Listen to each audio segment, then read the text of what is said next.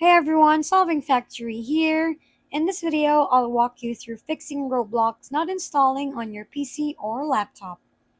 If you've been struggling to install Roblox, follow these steps to get up and running. So let's dive right in.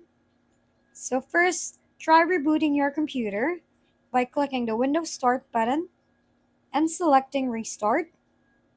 Next, download a fresh version of the Roblox launcher from roblox.com and then install it.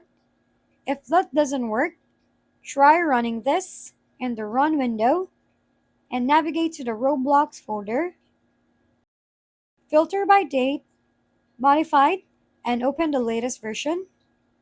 Then run the Roblox installer. If still unsuccessful, try installing Roblox through the Microsoft Store. You just have to search for Roblox, install it, and play. That's how easy you can fix Roblox not installing on PC or laptop. Solving Factory at your service. Kindly give us a thumbs up, hit subscribe, and leave a comment for your suggestions. We'll see you on the next video.